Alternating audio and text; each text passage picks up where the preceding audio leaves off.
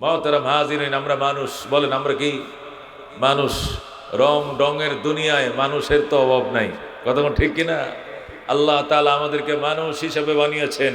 মানুষ কয় প্রকার? দুই প্রকার। কিছু মানুষ পুরুষ, কিছু মানুষ নারী, কতক্ষণ ঠিক কিনা? মানুষকে কয় ভাগে বিভক্ত করছেন আল্লাহ? প্রথম দুই ভাগে, নারী এবং পুরুষ, কতক্ষণ ঠিক কিনা? এই প্রথম দুই ভাগ হইল মানুষ। এরপরে আবার কালারের দিক থেকে আবার চার ভাগ। কয় ভাগ? কোন কালারের দিক থেকে কয় ভাগ? চার ভাগ। কিছু মানুষ কালো, কিছু মানুষ লাল, কিছু মানুষ সাদা, কিছু মানুষ বাদামি, কতক্ষণ ঠিক কিনা? কালো, লাল, সাদা, বাদামি। আবার মানুষ কয় ভাগ হইছে? চার ভাগ। প্রথম পুরুলিঙ্গ শ্রীলিঙ্গ হিসাবে মানুষ দুই ভাগে বিভক্ত হয়েছে, হয়তো নারী নয়তো পুরুষ। যদি বলেন হুজুর তোরা হিজলারা কই গেল? হিজলারা তো নারীও না পুরুষ না, এরা নারী অথবা পুরুষ, নারী পুরুষের বাহিরে এরা নয়, কতক্ষণ ঠিক কিনা? যে সমস্ত হিজলারা মেয়েদের মতো একবারে বেশি দাড়ি চুলো উড়ে নাই, মেয়েদের মতো অঙ্গভঙ্গি, কথাও কণ্ঠ চিকন, শাড়ি সুরি পড়তে ভাল লাগে, কানফুল দিতে ভাল লাগে, নাকফুল দিতে ভাল লাগে, এরা মহিলার হুকুম। এরা কিসের হুকুম? হুকুম। আর যেগুলোর হাত ডানাডুনা শক্ত শক্ত, একটু একটু দাড়ি মুছ উঠছে, দুধ টুধ নাই, বুঝুন না, একবারে কথা শক্ত শক্ত, শরীরের অঙ্গভঙ্গি পুরুষের মতো, হাঁটে পুরুষের মতো, কণ্ঠটাও মোড়া মোড়া পুরুষের মতো, শরীরও শক্ত মেয়েদের মতো নয়, এরা পুরুষের হুকুম। তাহলে হিজলারা হয়তো নারীর হুকুম নয় তো কার হুকুম? পুরুষের হুকুম। হিজলারা নারী পুরুষ বাদ দিয়া তৃতীয় কোনো লিঙ্গ নয়, কতক্ষণ ঠিক কিনা? আল্লাহর কাছে কোনো তৃতীয় লিঙ্গ নেই। আল্লাহর কাছে লিঙ্গ কয়টা? দুইটা, মিন যাকারিন আও উনসা, নারী এবং পুরুষ, কতক্ষণ ঠিক কিনা? তাহলে লিঙ্গের দিক থেকে মানুষ কয় প্রকার? দুই প্রকার, পুরুষ এবং নারী। এবার কালারের দিক থেকে লক্ষ্য করে মানুষ কয় প্রকার? চার প্রকার। কালো, সাদা, লাল, বাদামি। কয় কালার? চার কালার। দেশের দিক থেকে মানুষ আবার 204 ভাগে বিভক্ত। কয়শো? চার। পৃথিবীতে স্বাধীন সার্বভৌম রাষ্ট্র আছে 204 খানা। কয়খানা? পৃথিবীতে স্বাধীন রাষ্ট্র আছে 204টা। সুতরাং পৃথিবীর মানুষ আবার 204টা রাষ্ট্রে বিভক্ত হয়ে গেছে। প্রথম বিভক্ত হয়েছে পুরুষ এবং নারী হিসাবে দুই ভাগ, পরে আবার কালারে হয়েছে 4 ভাগ, এখন দেশ হিসাবে হয়েছে কয় ভাগ? 204 ভাগ। কি কোন? আমরা যারা বাঙালি, আমরা কি ইচ্ছে করলে ইন্ডিয়া যাইতে পারবো? যারা ইন্ডিয়ানে ইচ্ছে করলে পাকিস্তান যাইতে পারবো? যারা পাকিস্তান, এরা কি ইচ্ছে করলে আফগানিস্তান যাইতে পারবো? দেশের ব্যবধানের কারণে এরা ভাগ হয়ে গেছে। কয় ভাগ? 204 ভাগ। তাহলে দেশের দিক থেকে আমরা কয় ভাগ হয়েছি? 204 ভাগ হয়েছি। এবার পরে আসেন ধর্মের দিক থেকে আমরা আবার ভাগ হয়েছি। ধর্ম আছে পৃথিবীতে 4343 ধর্ম আছে। সুবহানাল্লাহ কোন? কত ধর্ম আছে পৃথিবীতে? 4300, মানে 4300টা ধর্ম আছে। তাহলে ধর্মের দিক থেকে আবার মানুষ কয় ভাগ হয়েছে? 4300 ভাগ হয়েছে, কতক্ষণ ঠিক কিনা? 4300 ভাগ হয়েছে। এটা ধর্মের দিক থেকে ভাগ। এরপরে ভাগ হয়েছে ভাষার দিক থেকে। কিসের দিক থেকে? ভাষা। পৃথিবীতে 6500 ভাষা চলে। কয় হাজার? কোন? পৃথিবীতে কয় হাজার ভাষা আছে? 6500 ভাষা আছে। বাংলাদেশে 3টে ভাষা চলে। কয়টা ভাষা চলে বাংলাদেশে? 3টে ভাষা। হিন্দুস্তানের মধ্যে প্রায় 21-22টা ভাষা চলে। কোথায়? হিন্দুস্তানের মধ্যে। বাংলাদেশের ডক্টর মোহাম্মদ শহীদুল্লাহ, উনি মুসলমান, 18টা ভাষা জানতেন। কয়টা ভাষা জানতেন? জাতীয় কবি, কাজী, বিদ্রোহী কবি নজরুল ইসলাম 11টা ভাষা জানতেন। কয়টা ভাষা জানতেন? 11টা ভাষা। হযরত ইউসুফ আলাইহিস সালাম 72টা ভাষা জানতেন। যেরকম সুবহানাল্লাহ। হযরত আদম আলাইহিস সালাম 7 লক্ষ ভাষা জানতেন। যেরকম আল্লাহু আকবার। আদম আলাইহিস সালাম কয় লক্ষ ভাষা জানতেন? 7 লক্ষ ভাষা জানতেন। ইউসুফ আলাইহিস সালাম 72টা ভাষা জানতেন। যেরকম সুবহানাল্লাহ। হযরত ইউসুফ আলাইহিস সালামকে যখন মিশরে আজিজে মিশর বন্দি করলো, বিনা দোষে 7 বছর জেল কাটলেন। কি দোষে? বিনা দোষে মিথ্যা অপবাদ দিয়া আল্লাহর পয়গম্বর ইউসুফ আলাইহিস সালাম, যিনি নবী হবেন, মিশরের খাদ্যমন্ত্রী হবেন, মিশরের প্রেসিডেন্ট হবেন, আল্লাহর পয়গম্বর হবেন, এই মাসুম নিষ্পাপ মানুষটাকে কলঙ্কের পাপের দাগ বসায়া, পাপের প্রলোভন দিয়া অথবা পাপের তহমত দিয়া ইউসুফ আলাইহিস সালামকে বিনা দোষে 7 বছর কারাদণ্ড ভোগ করাইছে। কতক্ষণ ঠিক কিনা? মিশরের জেলখানায় আল্লাহ নবী ইউসুফ জেলবন্দি ছিলেন। কতক্ষণ ঠিক কিনা? ইউসুফ আলাইহিস সালাম 7 বছর পর যখন সমস্ত মামলাগুলো বেকসুর খালাস হয়ে গেল, একটা মামলার কোনো সাক্ষী নাই, বাদী নাই, সমস্ত মামলাগুলো হযরত ইউসুফ আলাইহিস সালামের যেমনে বেকসুর খালাস যখন হলো, গেইটের মধ্যে যখন ইউসুফ আলাইহিস সালাম আসলেন, মানুষ ফুলের তোলা নিয়ে দাঁড়িয়ে রইল ইউসুফকে ফুলের মালা দিয়ে বরণ করে নেবেন। সুবহানাল্লাহ। ওই সময় জেল গেইটের মধ্যে মিশরের পণ্ডিতরা ইউসুফ আলাইহিস সালামের সাথে কি করে একটু তিরস্কার করার জন্য, ঠাট্টা মস্কারি করার জন্য ইংরেজি ভাষায় প্রশ্ন করে, হিব্রু ভাষায় প্রশ্ন করে, আরবি ভাষায় প্রশ্ন করে। শিক্ষিত মানুষ তো মনে করে মোল্লার আর ভাষার কি জানে। ইউসুফ আলাইহিস সালামকে 70টা ভাষা দিয়ে অ্যাটাক করেছে, আল্লাহ নবী 72টা ভাষা দিয়ে ধাক ভাঙ্গা জবাব দিয়েছে। যেরকম সুবহানাল্লাহ। অবাক হয়ে গেছে জেল গেইটের মধ্যে দেশের পণ্ডিত নাস্তিকরা অবাক হয়ে গেছে। একটা মেষ রাখাল যে ছাগল চড়াইতো মাঠে, শুনেছি ইয়াকুব নবীর ছেলে মাঠে মেষ চড়াইতো, ছাগল চড়াইতো, সে কেমনে এত ভাষা জানে? অবাক হয়ে গেছে, তাদের চোখ যায় কপালে উঠছে। হযরত ইউসুফ আলাইহিস সালামের পায়ে সবাই মাথা নত করে নমস্কার বলে 4 বছর, ইউসুফ সিলিন্ডার করলাম, তোমার ব্যাপারে আমাদের ধারণা সম্পূর্ণ ভুল ছিল, ভিত্তিহীন ছিল। তুমি মহান ইউসুফ, তুমি মহান, তুমি আল্লাহর এক বীর বন্দা। এখন আল্লাহু আকবার। দোস্ত বলতেছিলাম, মানুষ কত ভাগ?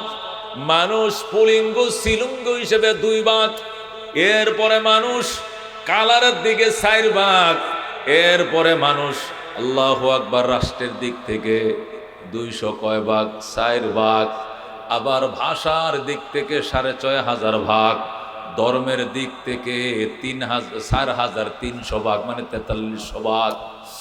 এইভাবে ভাগ হওয়ার পর যত ভাগ হয়েছে, এই সমস্ত ভাগাভাগির ভিতরে যত মানুষ পড়েছে, এই সমস্ত মানুষের ভিতরে শ্রেষ্ঠ মানুষকে আল্লাহ বলেন, ইন্না আকরামাকুম ইনদাল্লাহি আতকাকুম ইন্নাল্লাহা আলিমুন কাদির।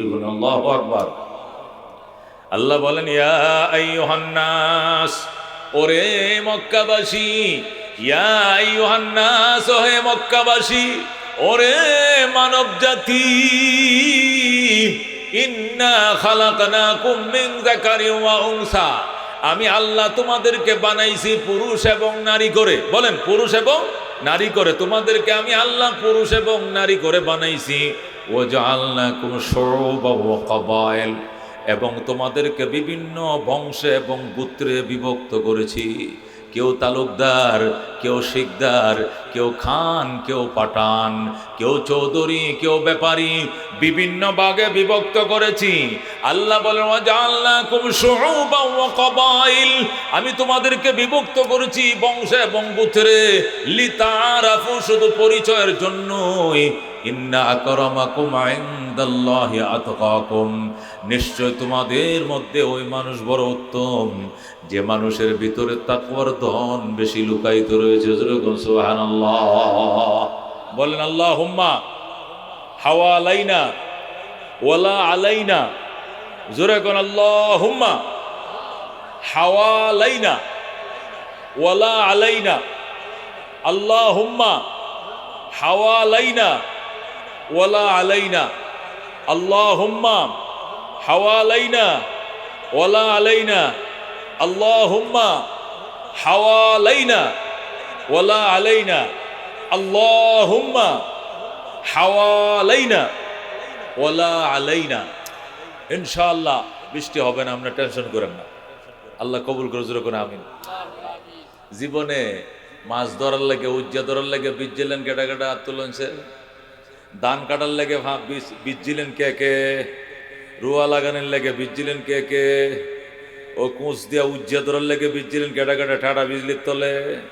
আল্লাহ যদি যাত্রা হোনার লেগে এই ফারাতে এই ফারাত গেছিল, মেঘে বীজ মনে আছে? সারা রাত ঘুম আসলে মনে আছে? এইটির জন্য যদি আল্লাহ কাফারা চায়, আর যদি আল্লাহ বলে একটা রাত মেঘে বিচ্ছিলে, রইদে শুকাইছিলে, গামছিলে, বিচ্ছিলে, আমি আল্লাহকে পাওয়ার জন্য একটা রাত তুই বৃষ্টিতে ভিজলে যদি দেখাইতে পারোস, তাহলে হাজার পাপের বৃষ্টি ভিজা রাতগুলো তোর জন্য আমি মাফ করে দিব। জোরে করে আল্লাহু আকবার।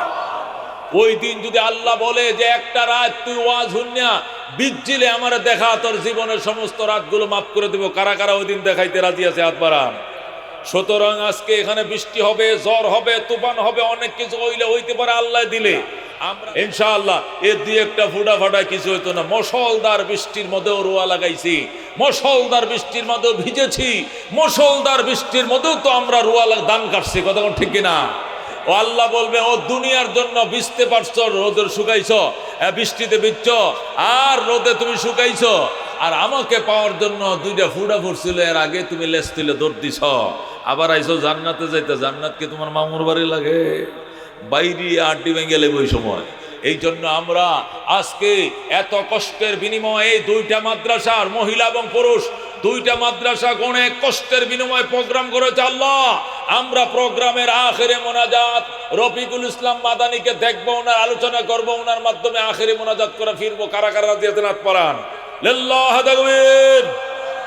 মাদানী সাহেবের আগমন, রফিকুল ইসলাম মাদানীর আগমন, নারায়ে তাকবীর।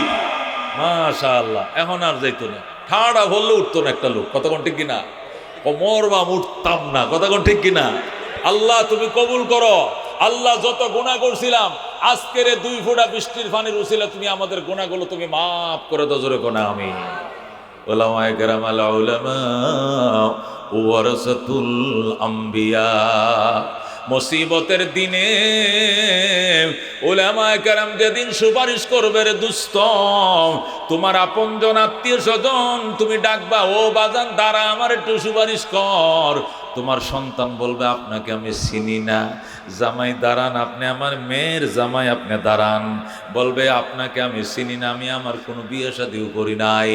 কি একটা আমলের জন্য কাঁদতে থাকবে, একটা আমলের জন্য কাঁদবে। হাজার হাজার আত্মীয় স্বজন কেউ রাজি হবে না।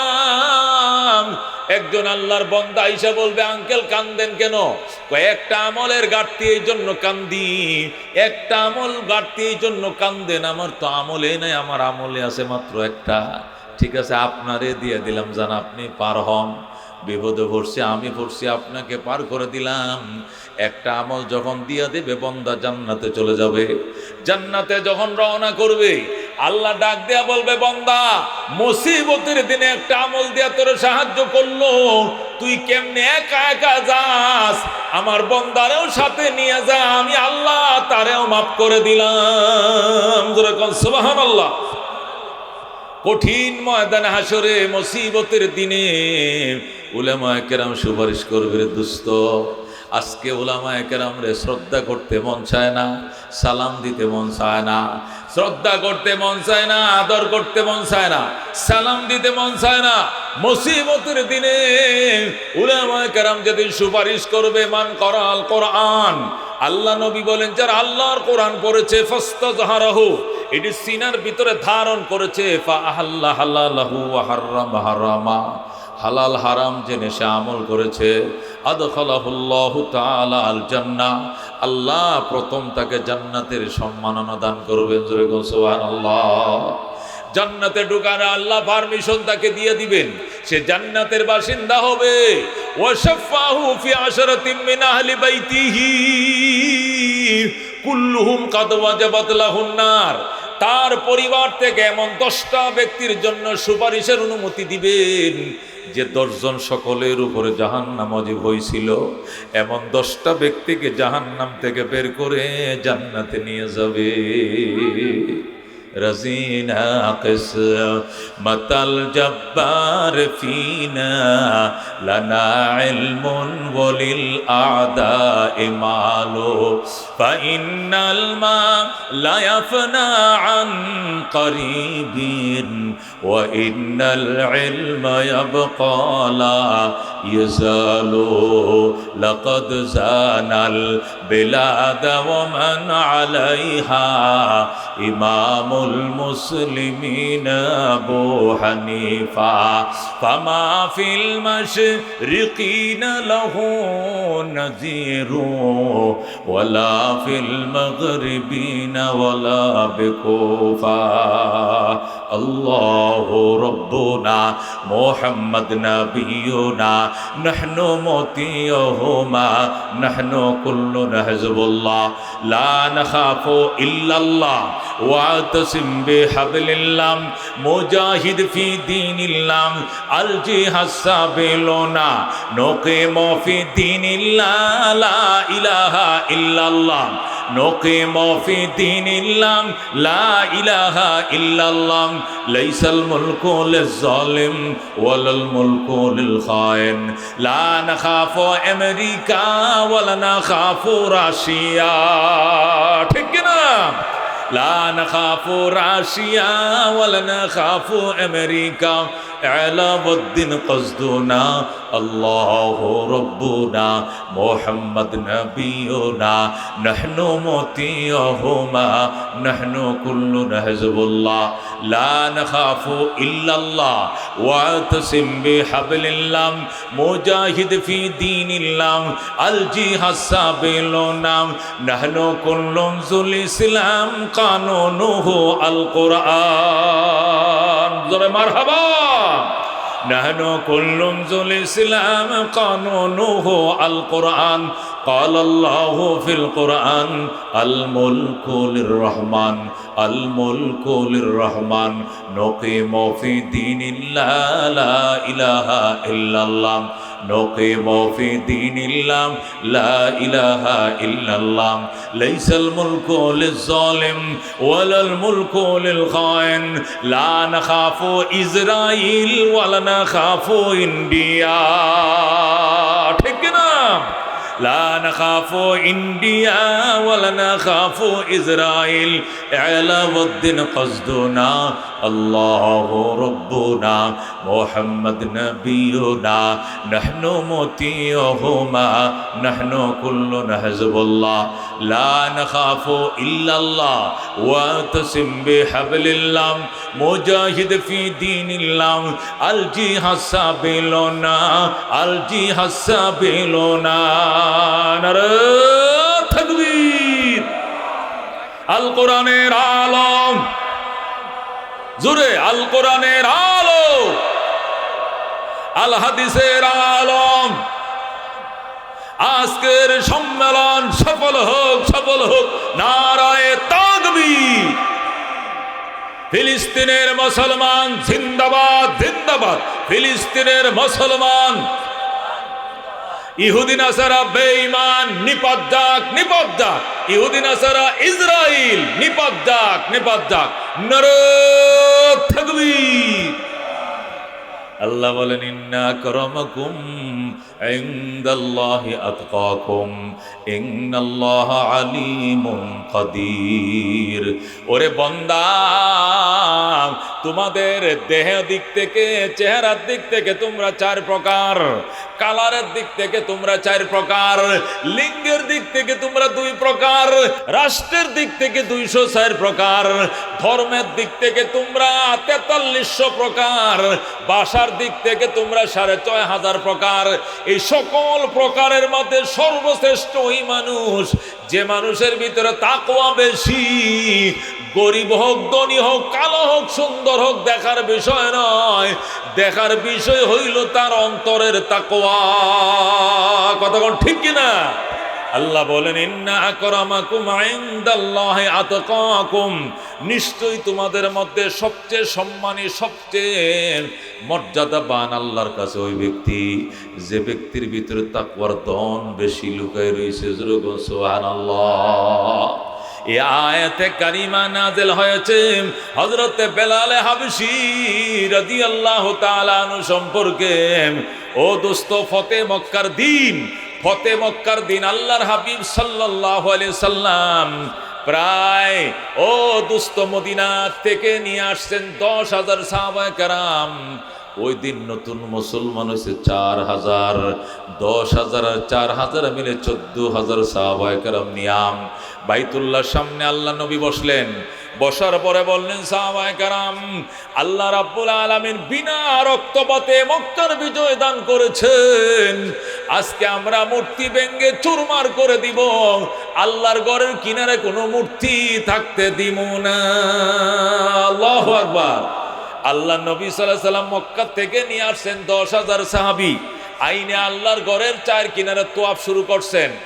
এরপরে কাফেররা যে যেদিক পারে পলাইতে বাধ্য হইছে, একটা কাফের মক্কার মধ্যে নাই, সব পলাইছে।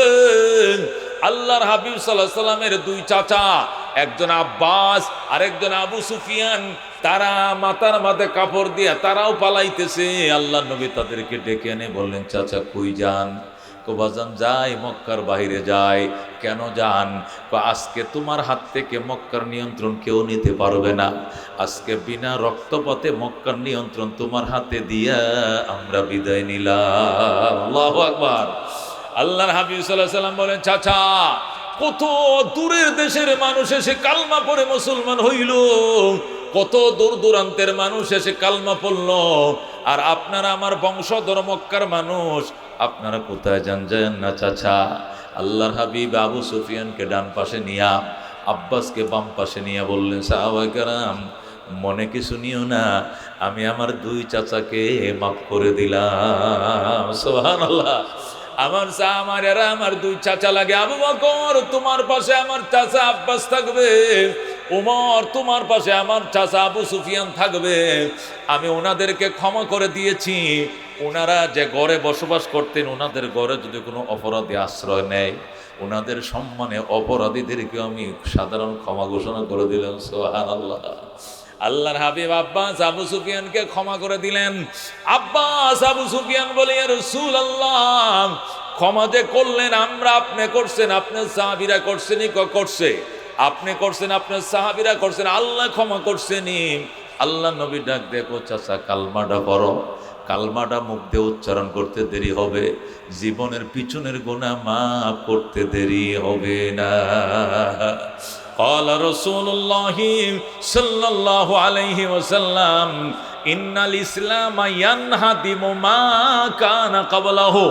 আল্লাহর হাবিব বলেন, ইসলাম পূর্বের জীবনের সমস্ত অপরাধকে নিস্মার করে দেয়, ধ্বংস করে দেয়। সুতরাং কালমা পড়ো চাচা। সাথে সাথে আব্বাস আবু সুফিয়ান কালমা পড়ে মুসলমান হয়ে যায়। আব্বাস আর আবু সুফিয়ান মুসলমান হয়ে যায়। 10,000 সাহাবী নবীজি মদিনার থেকে সঙ্গে নিয়ে এসেছিলেন। ও দুস্ত, এর সাথে আরো 2 জন যুগ হইছে। কয়জন? জোহরের আজান পর্যন্ত সময় দিলাম, এর ভিতরে যারা কালমা পড়বে সাধারণ ক্ষমা ঘোষণা করে দিলাম। আল্লাহু আকবার। এরপরে জোহরের আগে যদি কালমা না পড়ো, জোহরের পরে যদি কোনো কাফের বেঈমানকে হেরেমে মক্কার সীমানার ভিতরে পাওয়া যায়, কসু কাটা দেওয়া হবে, একটাকেও ছাড় দেওয়া হবে না, কসুর মতো কাটা হবে। আল্লাহ নবী মাত্র 4 ঘন্টা সময় দিলেন। কয় ঘন্টা? 8টা বাজে সময় দিলেন 12টা পর্যন্ত। এই 4 ঘন্টা সময়ের ভিতরে মক্কার 4,000 কাফের কালমা পরে মুসলমান হয়ে যায়। কয় হাজার? 4,000 কাফের কালমা পরে মুসলমান হয়ে যায়। নবীজি মদিনার থেকে সাথে নিয়ে আইছেন 10,000। আজকে মুসলমান নতুন মক্কায় মুসলমান হয়েছে 4,000। 10 আর 4 কত? 14,000।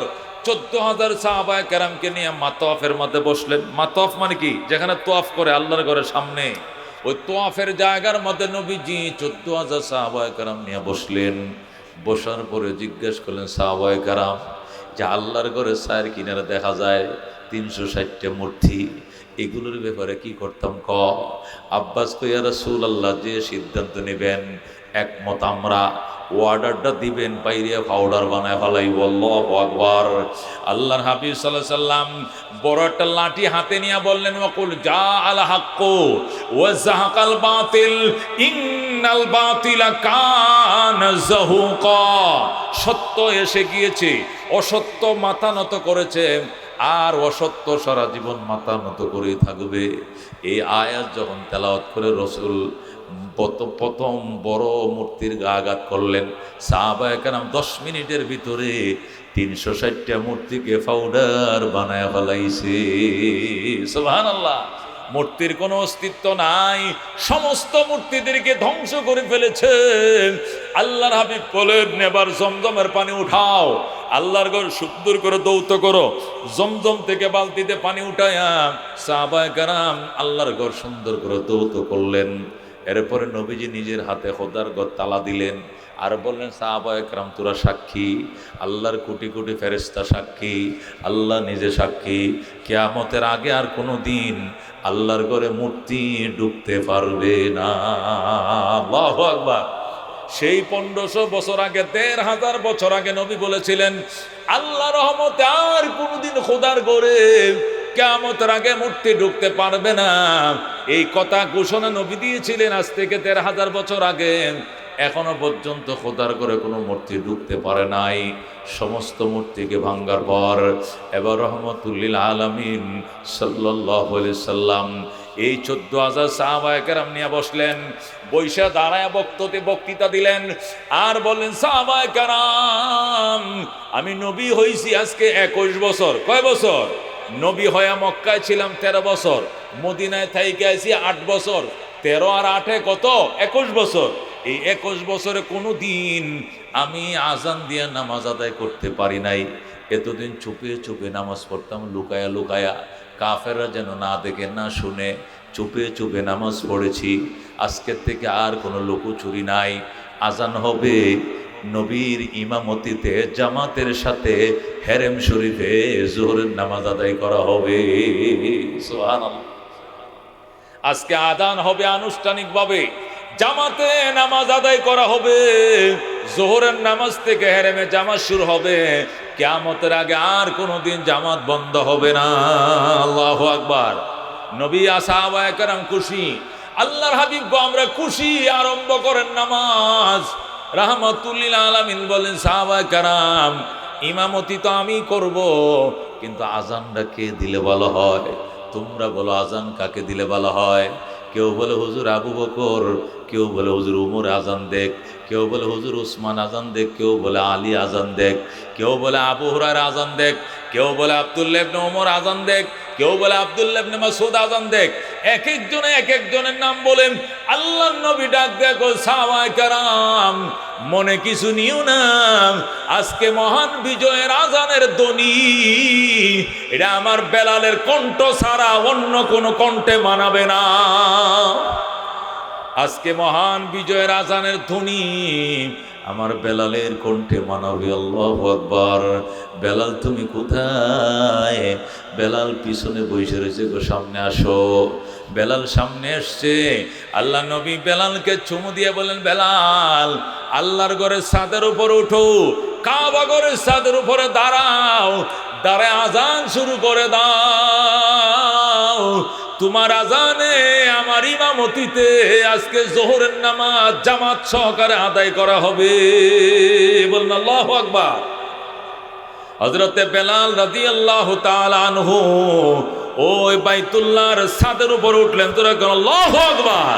হযরতে বেলাল বাইতুল্লাহ, এই ছেলেরাই কিরে তোমরা দৌড়াদৌড়ি করছো কেন? খবরদার মাহফিলের পরিবেশ নষ্ট করবেন না। রফিকুল ইসলাম মাদানী সাহেব আসছে, উনি এখানে আসবে কিনা? এখন আসবে কিনা? তা আপনারা তো চলে যান, পরে কি হবে? মাহফিলটা নষ্ট হবে। কথা কোন ঠিক কিনা? এই জন্য মাহফিল কি করা যাবে না, নষ্ট করা যাবে না। উনি আসবে, বাস আমি ছেড়ে দিব, উনি বয়ান করবে, আর পরে আখেরে মোনাজাত করবে, এরপরে আমরা যাব। ঠিক আছে ইনশাআল্লাহ? আমরা কেউ উঠা বসা করবো না। আমার দিকে খেয়াল করেন। আল্লাহর হাবিব সাল্লাল্লাহু আলাইহি সাল্লাম বেলালকে বলেন, বেলাল উঠো। কোথায় উঠবে? কোথায়? বাইতুল্লাহ ছাদে, আল্লাহর ঘরের কাবা ঘরের।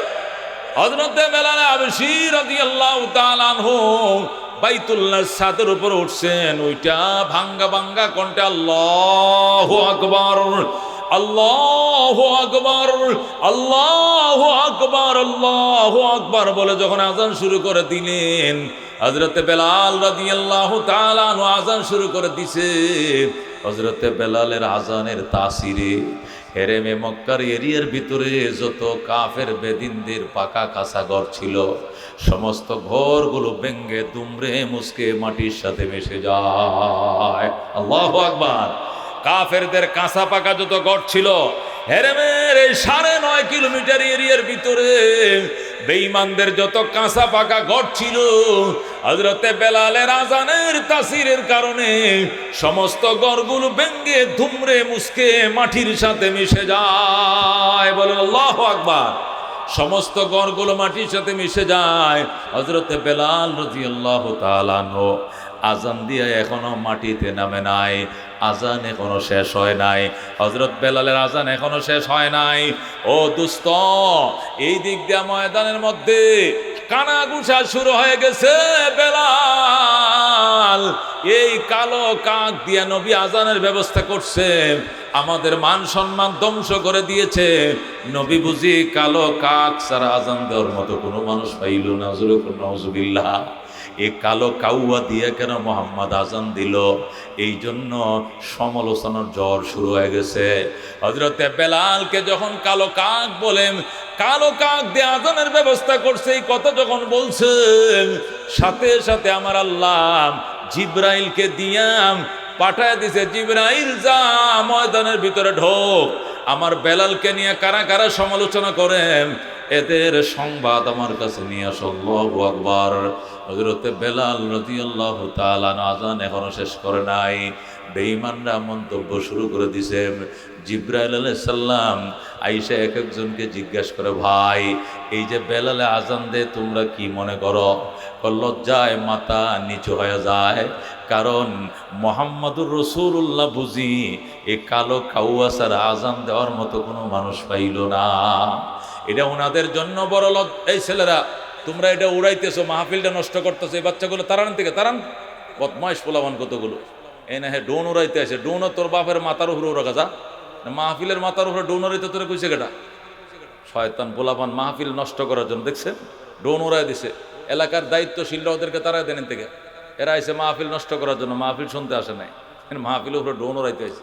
রাহমাতুল্লিল আলামিন সাল্লাল্লাহু আলাইহি ওয়াসাল্লামের উম্মত শুনো, হযরতে বেলাল রাদিয়াল্লাহু তাআলা আনহু যখন আযান দিছিলেন, আযান দেওয়ার টাইমে বেঈমানরা কয় হায় হায় সর্বনাশ, মান ইজ্জত সব ধ্বংস করে দিছে। আজকে মুহাম্মদ এই কালো কাউয়া দিয়ে আজানের ব্যবস্থা করছে, মুহাম্মদ বুঝে আজান দেওয়ার মতো কোনো লোক পাইল না।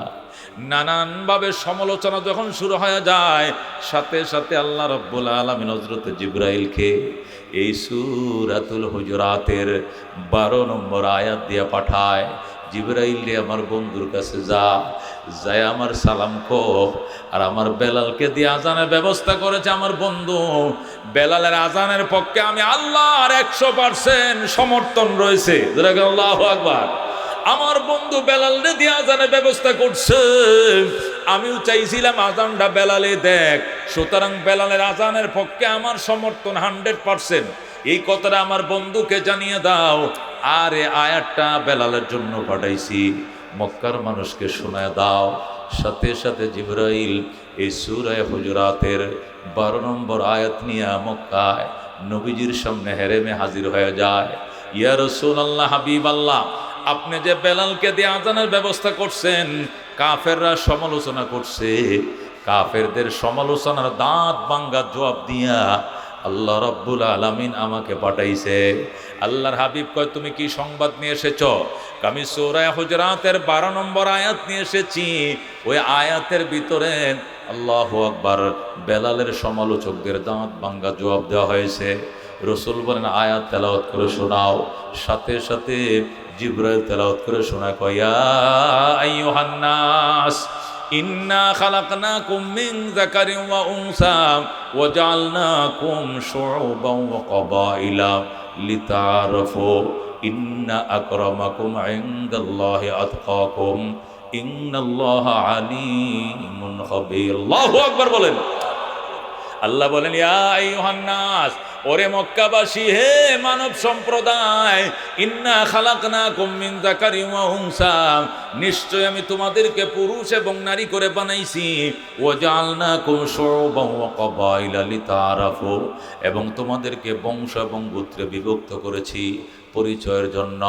বাজান তুমি তালুকদার, আরেকজন শিকদার, আরেকজনে খান, আরেকজনে পাঠান, আরেকজনে চৌধুরী, আরেকজনে ব্যাপারী। এই যে বংশ, এই বংশ দিয়ে মানুষ আগে জান্নাতে যাবে না, এই বংশের কারণে মানুষ জাহান্নামে যাবে না, বংশের কারণে মানুষ জান্নাতে যায় না, গোত্রের দোহাই দিয়ে মানুষ পার হতে পারবে না। মানুষ পার হওয়ার একমাত্র উপায় হলো তাকওয়া। আল্লাহ বলেন, ইন্না আকরামাকুম ইনদাল্লাহি আতকাকুম, নিশ্চয় তোমাদের মধ্যে সবচেয়ে সম্মানী ওই ব্যক্তি, যে ব্যক্তি আল্লাহর কাছে সবচেয়ে বেশি তাকওয়ার মালিক, ওই ব্যক্তি আল্লাহর কাছে সবচেয়ে বড় ইজ্জতের মালিক। কথা বল ঠিক কিনা? मिटा दो अपने हस्ती को अगर कुछ मुर्तबा चाहो कि दाना खाक में मिलकर गुले गुलजार होती है। ऐ खुदा तो मुझको मुझसे दूर कर ताकि देखो तुझको मुझ पे एक नजर। ऐ खुदा तो मुझको मुझसे दूर कर ताकि देखो तुझको मुझ पे एक नजर। मिटा दो अपने हस्ती को अगर कुछ मर तो बाचा हो कि दाना खाक में मिलकर गुले गुलजार होती है। এই জন্য দোস্ত, এই আয়াতে কারিমা আল্লাহ নাযিল করে বুঝাইছে, যারা ক্ষমতার অহংকার দেখাও, ক্ষমতা চিরস্থায়ী নয়। 15 বছরের ক্ষমতা 15 মিনিট টিকতে দেয় না। কথা ঠিক কিনা? ক্ষমতা চিরস্থায়ী নয়, পয়সা চিরস্থায়ী নয়, সুন্দর লাবণ্যময় চেহারা চিরস্থায়ী নয়, যৌবন চিরস্থায়ী নয়, জওয়ানি চিরস্থায়ী নয়, তাকওয়া চিরস্থায়ী দন। কথাগণ ঠিক কিনা?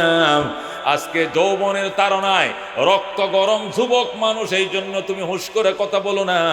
বাবার বয়সকেও তুমি তিরস্কার করো, অপমান অপদস্থ করো, উলামায়ে কেরামকে গণো না, উলামায়ে কেরামকে সালাম দাও না, কালাম দাও না, আলেম উলামারে পাত্তা দাও না, এদেরকেও নানানভাবে গালাগালি করো, মুরব্বীদেরকে ইজ্জত করো না, সালাম করো না, সম্মানিত মানুষকে সম্মান দাও না, ইজ্জতওয়ালাকে ইজ্জত দাও না, অহংকার দিয়া কথা বলো, অহংকারের সাথে কথা বলো। ও দুস্থ এলাকার মুরব্বীরা তোমার উপরে বিরক্ত, দক্ষিণ বাড়ি তোমার উপরে অসন্তুষ্ট, উত্তরের বাড়ি অসন্তুষ্ট, উলামায়ে কেরামের বিরুদ্ধে শুধু কুচ্ছায় রটাও, অথচ নামাজটাও তুমি পড়ো না, দাড়িটাও তোমার নাই, মেসওয়াক নাই, পয়গম্বরের কোনো সুন্নত নাই, আল্লাহর গোলাম হওয়ার দাবি করার কোনো সুযোগ তোমার নাই। তুমি তোমার এই নাপাক মুখে পাক নবীর ওয়ারিস উলামায়ে কেরামকে সমালোচনা করো। এ হাজার হাজার উলামায়ে কেরামকে তোমরা জেল খাটাইছ, হাজার হাজার উলামায়ে কেরাম নামে মিথ্যা মামলা দিয়েছ। মনে রাখো, এমন দিন আসবে যেদিন বলবা। ওই ঈদের দিন একজন স্ট্যাটাস দিছে। কি স্ট্যাটাস দিছে? হায় হায়, নেতা না হয়ে, এমপি না হয়ে যদি গ্রামে আলস হয়ে খাইতাম, তাও তো বউ বউ বাচ্চা লয় ঈদ করতে পারতাম। আজকে নেতা হয়ে কি কলঙ্ক কামাইলাম, জীবনেই প্রথম বউ বাচ্চা থয়ে আলাদা ঈদ করলাম। জোরে করে আল্লাহু আকবার। জীবনেই প্রথম বউ বাচ্চা থয়ে কি করলাম? ঈদ করলাম। তো এরকম নেতা না বানায় যদি খোদা আলবাওয়া খাওয়াইতা গ্রামে, তবু বলা আসলাম, বউ বাচ্চা লয় ঈদ করতাম। বুঝছেন?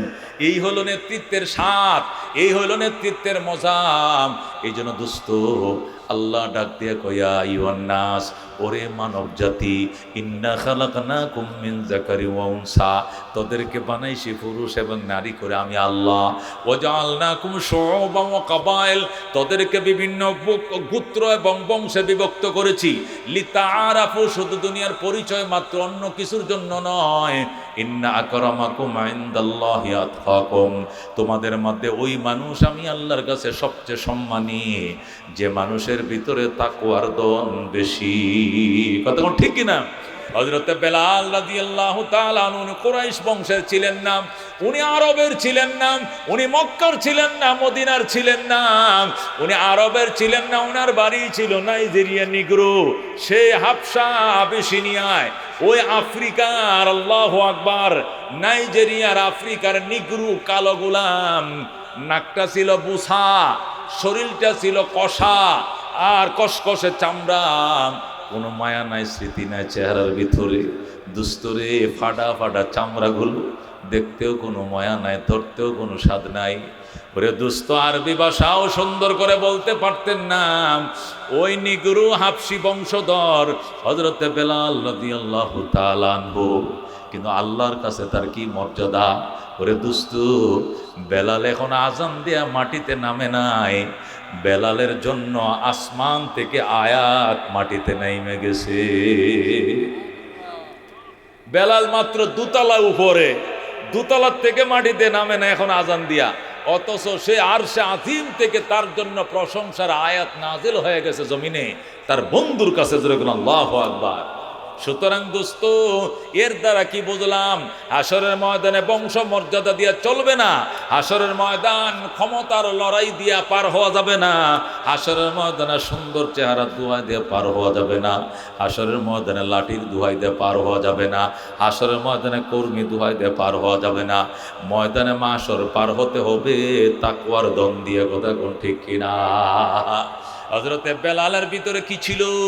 হযরতে বেলাল রাদিয়াল্লাহু তাআলা আনহু যখন কালমা পড়ে মুসলমান হয়ে যায়, ও দুস্থ বেলাল মুসলমান হওয়ার পর সে আফ্রিকার থেকে বেলালের আত্মীয় স্বজন আইছে, বেলালের মা বাবা ভাই বন্ধু সবাই আইছে আল্লাহর নবীর কাছে আইসে কই, ইয়া রাসূলুল্লাহ, হে মোহাম্মদ ইবনে আব্দুল্লাহ, আমাদের বেলালকে আমাকে দিয়ে দাও। আমার বেলাল তোমার কাছে আইছে, মুসলমান হইছে, আমরা আমাদের বেলালকে নিতে আইছি, আমগো দেশে লয়ে যাবো। নবীকে লয়ে যাও, বেলাল যা, তোর আম্মা আইছে তুই যা। বেলাল তোমার আব্বা আইছে, বেলাল তোমার আম্মা আসছে, তোমার আব্বা আসছে, চলে যাও। বেলাল ইমানের উপরে থাইকো, ইসলামের উপরে থাইকো, নবীর সঙ্গে হাসরের ময়দানে দেখা হবে। আল্লাহু আকবার।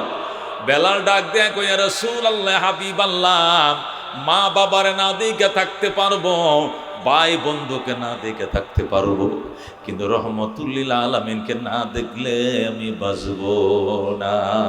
আল্লাহু আকবার। ইয়া রাসূলুল্লাহ, হাবিবাল্লাহ, আমাকে একটু কথা বলার সুযোগ দেন। নবী কয়, ঠিক আছে বলো। সুযোগ দিলাম, বলো। বেলাল ডাক দিয়ে, আব্বা যান, বাড়িতে সোজা চলে যান, মা তুমি চলে যাও। মারে দুধ খাওয়াইছিলা, পেটে ধারণ করছিলা, দুধের দাবি বুকের দাদি মাফ করে দাও। বাবা গো আদর বাসনা করে লালন পালন করছিলা, দয়া করে মাফ করে দিও। আমার আদরের ভাই বোন, তোরা আমারে মাফ করে দিস। আমি কালমা পড়েছি, মুসলমান হয়েছি, এই পৃথিবীতে রহমতুল্লিল আলামিনের মতো প্রিয় মানুষ আর কেউ নাই। আমি তোদেরকে না দিকে থাকতে পারবো রে মা বাবা, কিন্তু রহমতুল্লিল আলামিনকে না দেখে আমি বাঁচবো না। আল্লাহু আকবার। এই বলে হযরতে বেলাল আপনজন আত্মীয় স্বজন সব বিদায় করে দিলেন, তারপর আল্লাহর হাবিবের কদম ছাড়লেন। আল্লাহু আকবার। নবী বলেন, আমি মেরাজে গেলাম, মেরাজে যায় দেখছি সুন্দর একটা বিল্ডিং, এত সুন্দর বিল্ডিং, ইউরা যুহুরুহা মিন বুতুনিহা ওয়া বুতুনুহা মিন যুহুরিহা, এত সুন্দর গ্লাস দিয়ে খোদা বিল্ডিং বানাইছে, ভিতর থেকে বাহির দেখা যায়, বাহির থেকে ভিতর দেখা যায়। আল্লাহু আকবার। সাহাবায়ে কেরাম বলেন, ইয়া রাসূলুল্লাহ, এই বিল্ডিং এর মধ্যে কে থাকবে? রহমতুল্লিল আলামিন কহে, এই বিল্ডিং এর মধ্যে কে থাকবে জানুনি? লিমান আলানাল কালাম ওয়া আতামাত তাআম ওয়া সাল্লা বিল্লাইলি ওয়ান নাসু নিয়াম তাদখুলুল জান্নাতা বিসালাম। আল্লাহু আকবার। যারা নম্র ভাষায় কথা বলবা, দেখা মাত্রই মুসলমানকে সালাম দিবা আর রবের গোলামি করবা। আল্লাহ শেষ রাত্রে মানুষ যখন ঘুমায়, ওই সময়টা আল্লাহর দরবারে কানবা। তুমি যত ছোট বংশের হও না কেন, আল্লাহ তোমার জন্য বিল্ডিং দিছে। নবী বলেন, আমি মেরাজে যাইয়া এই সুন্দর বিল্ডিং আমি নিজের চোখে দেখলাম। বিল্ডিং এর সামনে দাঁড়ায় রইছি আর মনে মনে বলতেছি, হায় আল্লাহ জানি কার জন্য এই বিল্ডিংটা বানাইছে।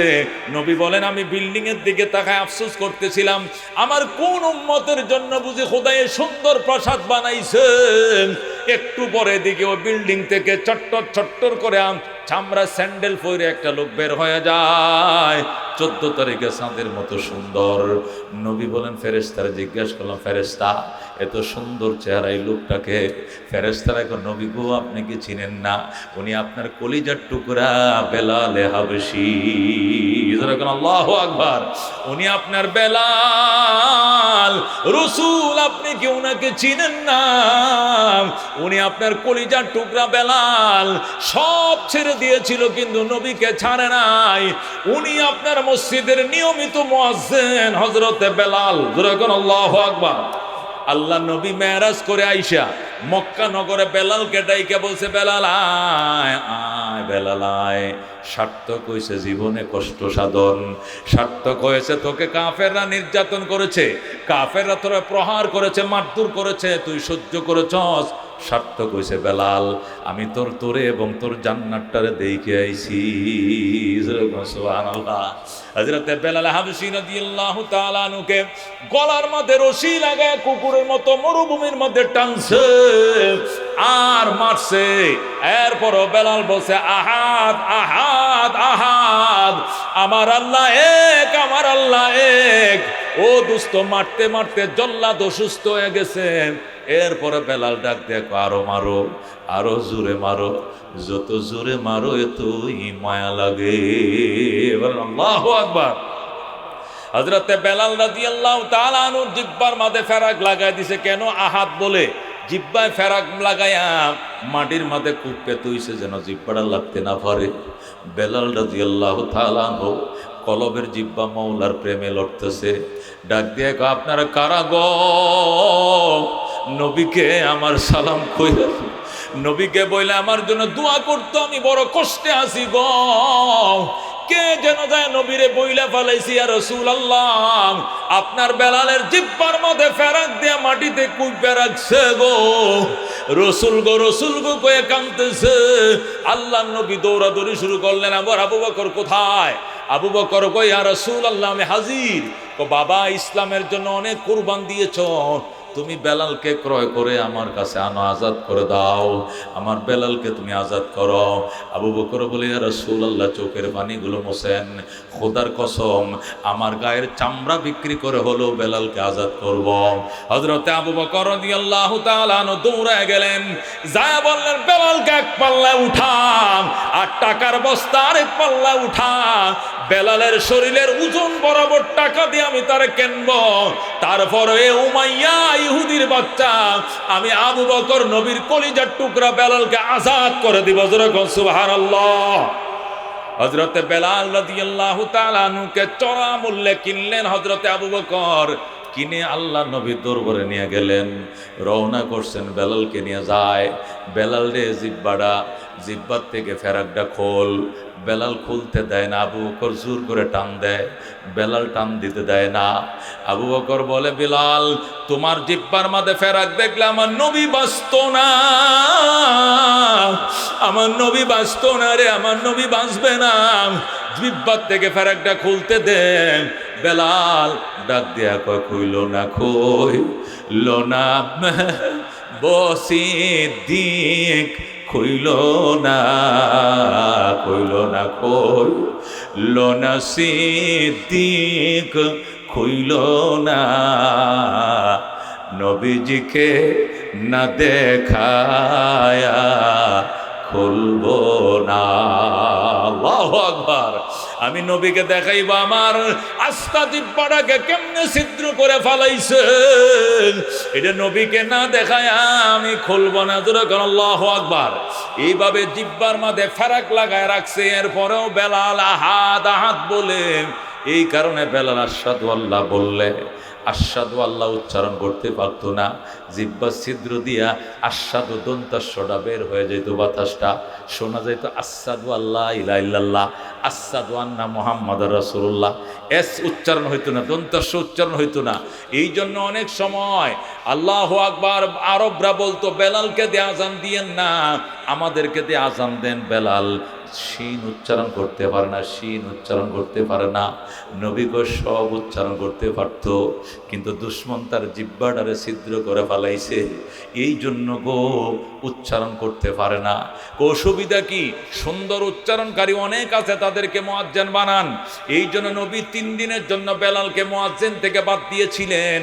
3 দিনের মাথায় জিবরাইল আসমান থেকে এসে কয়, রাসূলুল্লাহ দিন পর্যন্ত আজান হয় না, তার কারণ কি?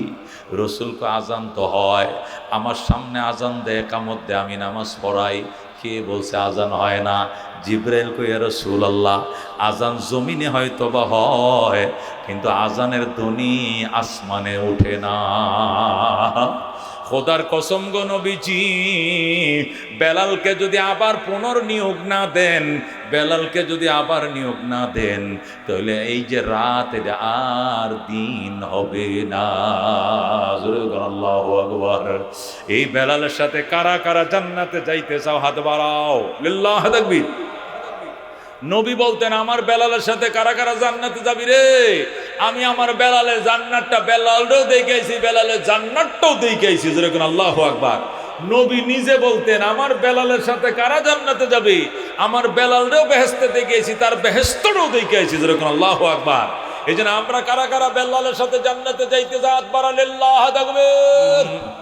ওয়া নাহনু আলা যালিকা لمن الشاهدين والشاكرين والحمد لله رب العالمين اللهم صل على محمد وعلى آل محمد كما صليت على إبراهيم وعلى آل إبراهيم إنك حميد مجيد اللهم بارك على محمد وعلى آل محمد كما باركت على إبراهيم وعلى آل إبراهيم إنك حميد مجيد चार दिन की चांदनी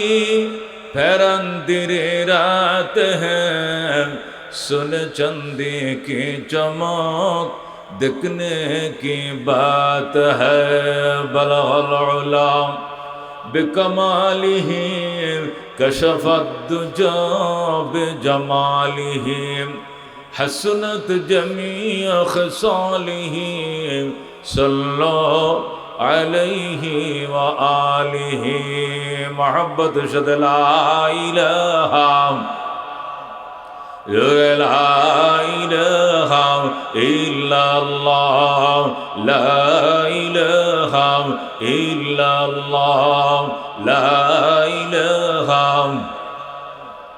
दुर्फशानी ने तरीक़त रोको दरिया कर दिया दिल को रोशन कर दिया आँखों को बीना कर दिया ला इलाहा इल्लल्लाह ला इलाहा खुद न तेजो राह पर आओ रोके हादी बन गए क्या नजर थे जिसने मुर्दों को मसीहा कर दिया ला इलाहा इल्लल्लाह ला इलाहा मालो दौलत तुन पुरुष तारा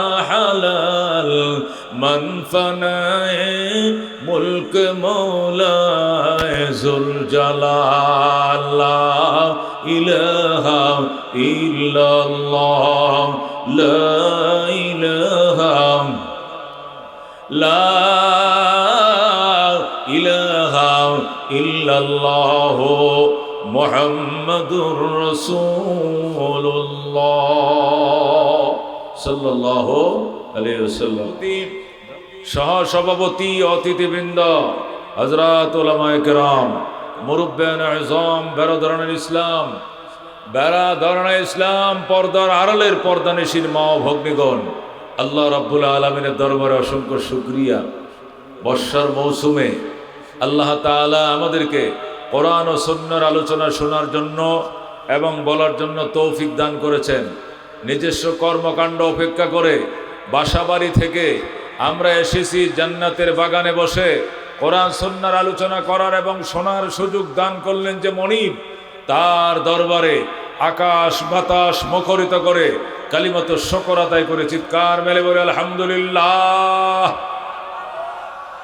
শুকরে নিয়ামত নিয়ামত তাফজুকুনাদ কুফরে নিয়ামত নিয়ামত নকসাকুনাত।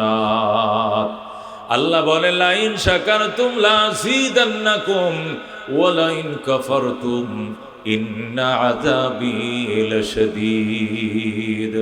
আল্লাহ বলেন বান্দা নিয়ামত পাইছো, বাড়ির কিনারে মাহফিল, রফিকুল ইসলাম মাদানী সাহেব শিশু বক্তা, মাদানী সাহেব কারা নির্যাতিত বক্তা, মজলুম আলেমে দিন মাদানী সাহেব আসছেন, মুফতি ওলিউল্লাহ সাহেব আসছেন, বহু বরেণ্য উলামায়ে কেরাম আসছেন। দোস্তরে উলামায়ে কেরামের বয়ান শোনার জন্য আল্লাহ রাব্বুল আলামিন মাইকের আওয়াজ বাড়ির থেকে শুনছি, কিন্তু ঘরে বসে থাকি নাই, বয়ান শোনার জন্য ঘর বাড়ির থেকে ছুটে এসেছি পাগলের মতো, গুনার গাটুরি বহন করে এসেছি। মোনাজাত শেষে রব আমাদেরকে নিষ্পাপ করে বাড়িতে ফেরার তৌফিক দান করুক, যেরকম আমিন। আল্লাহ জান্নাতের বাগানে আসতে দিলেন, বসতে দিলেন, আলোচনা করার শোনার সুযোগ দিলেন, এই জন্য খুশি না বেজার? যারা খুশি তারা হৃদয়ের গহীন থেকে ভালোবাসার কণ্ঠে আল্লাহকে খুশি করার জন্য চিৎকার মেরে বলে আলহামদুলিল্লাহ। মাশাআল্লাহ, আল্লাহ তুমি কবুল করো, যেরকম আমিন। রাস্তাঘাটে দোকান ফাটে যে যেখানে আছেন, আমি সম্মানিত মুসলমান ভাই এবং চাচা মুরব্বীদেরকে অনুরোধ জানাবো, আপনারা প্রধান বক্তা আলোচনা শুরু করছে, আর কার জন্য বসে রয়েছেন? আমি আলোচনা করতে করতেই মাদানী সাহেব স্টেজে চলে আসবেন, কথা ঠিক কিনা? এই জন্য পরে আসলে কিন্তু জায়গা পাবেন না। এই জন্য আমি অনুরোধ জানাবো, অতি দ্রুত যারা মাইকের আওয়াজ শুনছেন অতি দ্রুত ফ্যান্ডেল নিচে আগে বাগে এসেই ইনশাআল্লাহ জায়গা গ্রহণ করেন। একের পর এক আলোচনা শুনবো, আখিরে মোনাজাত করে মা বাবার জন্য আল্লাহর দরবারে দোয়া আছে, চোখের পানি ছেড়ে দেশ এবং খেস আত্মীয় আপনজনের জন্য দোয়া আছে, দোয়া করে বাসায় ফিরবো। গুনার গাঠুরি বহন করে এসেছি, মোনাজাত শেষে রব আমাদেরকে নিষ্পাপ করে ফেরার তৌফিক দান করুক, যেরকম আমিন।